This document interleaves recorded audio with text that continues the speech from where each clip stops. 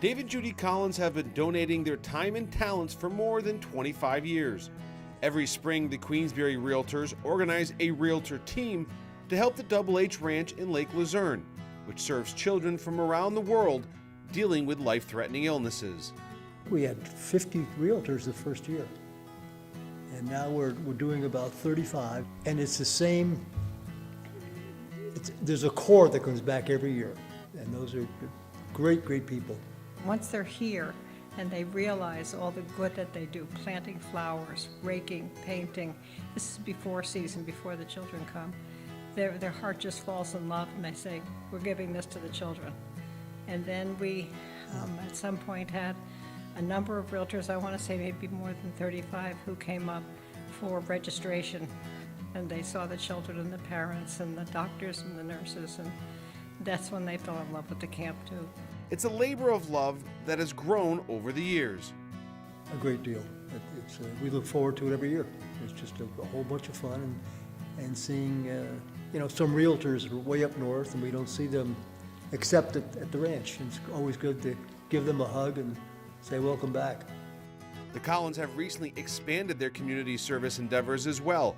In addition to their work at the Double H, Dave also gives rides to veterans in need, and Judy helps out with Habitat for Humanity.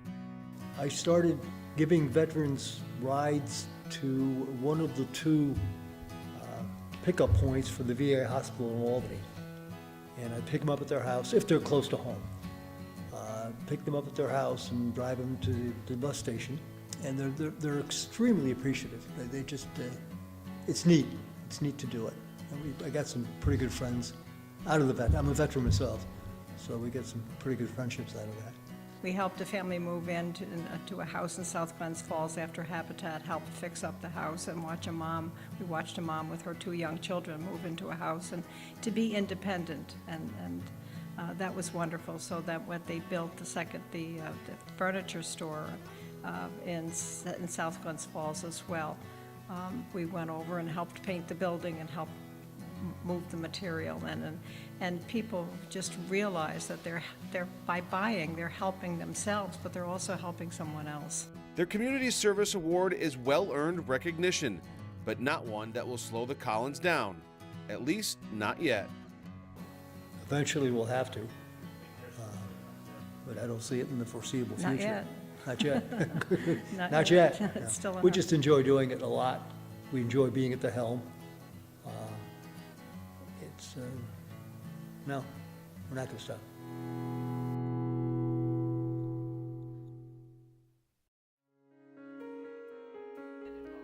Mary Fry's fundraising efforts have reached far and wide.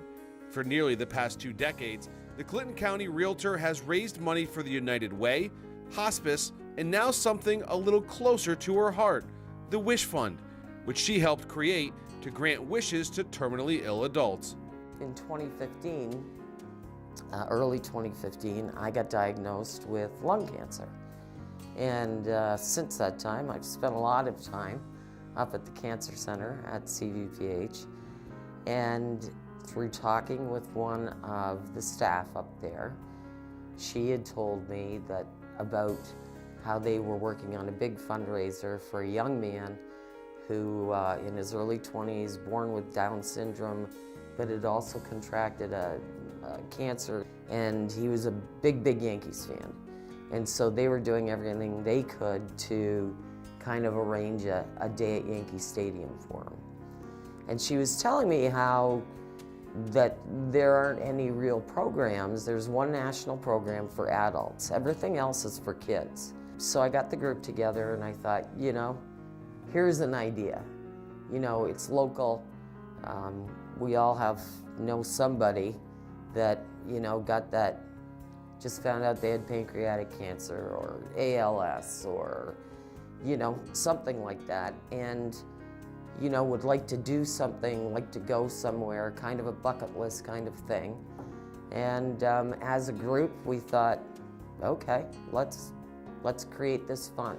The Wish Fund has grown enough over the years, raising money through their yearly auction, to grant 6 to 10 wishes per year to adults in the North Country.